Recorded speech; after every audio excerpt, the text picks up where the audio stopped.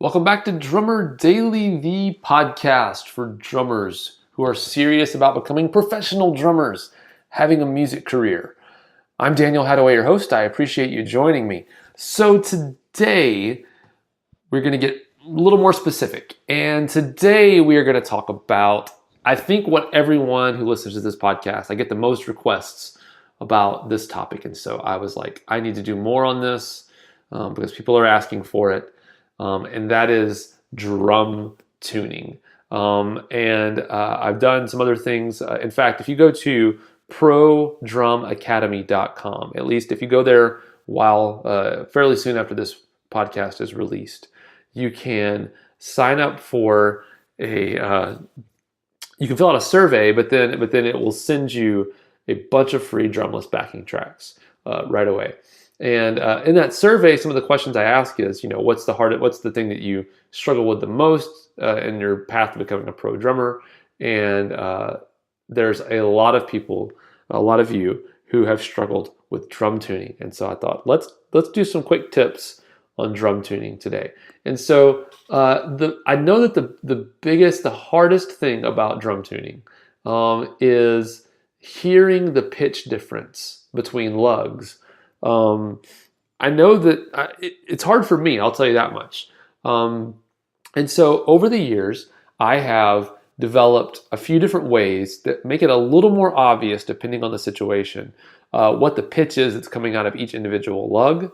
And then also, I've not only come up with these on my own, I have also combined some methods from some other people that I've learned from along the way. And so I can't take full credit for these, but these are a couple of different ways to try things.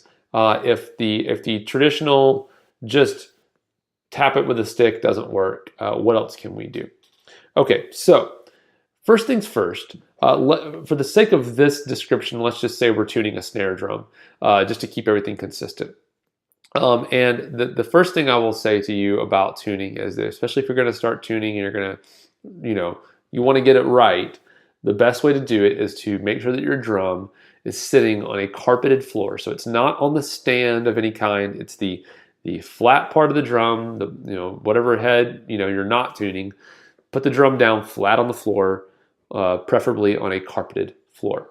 And then the next thing is, in the case of a snare drum, turn those snare wires off so you're not hearing a bunch of snare buzz. Those are the two most important things. So once we're set there, there's a lot that goes into tuning, and we're going to get into all that, I promise you. But for now, the part is, obviously we always want to try to have all the different lugs, all the different tension rods is actually what they're called. By the way, people always refer to those as lugs. And you might know this, but I didn't know this for a long time. Lugs are actually the pieces of hardware that attach to the drum down in the shell that receive the screws, and the screws that you're tightening are actually called tension rods. So fun fact, that was a bonus fun fact for you. All right, so we want to make sure that all of those tension rods are tightened evenly, or that we're getting the same pitch from all of them individually, so that the drum can speak, because the drum sounds its best most of the time when all of those are tuned as closely as possible, and you're getting the same frequency, basically the same tone from each of those spots next to the tension rod out of the drum head. So a lot of people like to just use a drumstick and just tap around close to those tension rods. And I might say lugs here, but you know what I mean, just around those spots where you tune the drum. So most guys just take a drumstick, just tap around the edges, and it's really hard to hear. And so some of us have learned one way to get around that, or to help us get some of that fundamental tone of the drum away, because we don't want to hear the whole head resonate. We want to try to isolate as much as we can the sound coming from one specific lug. And so what we do, some of us do, and I definitely do this most of the time, is I just put one finger gently resting in the center of the drum, and that kind of kills a lot of the general tone of the drum, and lets each individual lug kind of speak for itself a little more specifically. Now, the downside to that is that unless you're really careful, you could accidentally start pushing a little bit with your finger, or your finger moves or whatever, or you're not quite in the center. And then what happens is that you start, without realizing, it's ever so slightly changing, how you're touching the drum, and that actually changes the way the drum sounds, which then makes it really hard to get an even comparison between different lugs, because you're actually not, for lack of a better term, you're not comparing apples to apples. You're changing some other factor in between checking them, which doesn't help you really know how close those two lugs are tuned together. So a way to kind of counteract that is to take a moon gel or something like that, something that you use to muffle a drum that's not too large, and place that directly in the center of the drum. So instead of your finger, you rest another piece of muffling of some kind. And what that does is that then allows you to take your hand off of it and let something that's not going to move sit there and do the work for you. And so either way, the idea is that, of course, with all of these tips, we're trying to isolate kind of what we call overtones, or not the fundamental, the main tone the drum is putting out. We're trying to hear these extra little frequencies that come off of the drum head, because a lot of times those are easier to tell apart.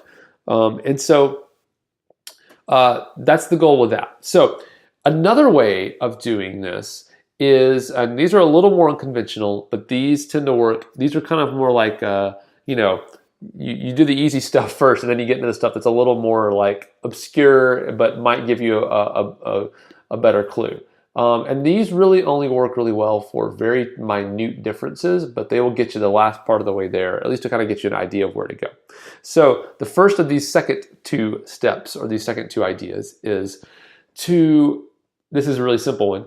Take your drum key, and it needs to be a drum key. If your hoops are, and this also only works on drums that are metal or have metal hoops. So like a snare drum or any kind of, most drums have metal hoops on them, or metal rims. Take your drum key, your metal drum key, and literally just lightly tap the rim of the drum with your drum key. And what you'll hear, if you listen closely, is you'll hear a ring kind of come out of the drum. So you're going to tap the rim, close to the lug that you're trying to listen to, of course. So you're going to kind of tap around a few places and use that to compare the overtones you're hearing. And you hear this interesting, really high-pitched frequency that's coming out. And I feel like in some way it naturally resonates the part of the head that's closest to that lug where that rim is that you're touching. But you don't get much of the fundamental tone coming out of the middle of the drum. And by the way, you can combine this with the first one. You can leave that moon gel on the head when you do this. But yeah, just bang on the rim with your drum key. You'd be surprised what you can hear from that. Give that a shot and listen and see what you hear. And then the third way, and this is probably the most obscure, but this one actually works really well, and it works better on coated drum heads than on clear drum heads, or even like, it doesn't work so well on the smooth coated drum heads. You want the ones with the texture on them, the ones that make a cool sound when you play with brushes. Those, but this works on those. And what this is you want to take your finger and put it close to, take your finger, put it on the drum head, like take your middle finger, and put it on the drum head close to one of the lugs that you want to listen to. And then quickly back towards you, drag your finger in a really quick motion, almost the same way you'd move your middle finger if you were snapping your finger. So you want to move your middle finger, touching the drum head, one finger down on the head, and then quickly kind of scrape it back towards you in a snapping, quick twisting motion with your wrist. And what that does is that will kind of pull a tone out of the drum as well that's isolated to that one lug. And what I like in this too is, like, if you ever have tuned a guitar, or you've seen another guitar player do this, where they tune the guitar with using what is called harmonics, where you're again getting not the fundamental tone, but a second overtone out of the guitar string. We're doing the same kind of thing here with drums, with drum heads. We're getting that overtone out without getting the fundamental tone. So scraping or sliding your finger across the drum head is a way to get that overtone out without hearing the fundamental tone. So that a lot of times, again, will give you sometimes it will make very small differences very obvious. Sometimes. None of these works all the time, but I think if you combine a few of these, you're going to have a much easier time figuring out which lug you need to tune or adjust up or down or kind of make those next steps. All right, so tap on it with a drumstick, but put a moon gel or something kind of muffling in the middle of the head. Bang on the rim with your drum key, or kind of do that snapping motion on the drum head to get that overtone. Those are the 3 ideas. And so I hope that those help you out today. Like I said, I know that tuning can be frustrating, and I'm going to be putting out more resources around drum tuning really soon, so keep an eye out for that. And come visit me over at danielhadaway.com. We've got a lot of cool stuff happening and lots of new content added all the time, like all the time. And also check your email. I've started sending out what I think are super valuable emails every so often, and they are completely packed with content. They're not based on promotions or this or that. It's all based on inspiring you to become a professional drummer, leading you down a path with serious steps, serious tips, lots of extra video content in these emails, lots of extra audio, all kinds of cool stuff. So go check that out. But thanks for joining me today. We'll talk again really soon. Bye for now.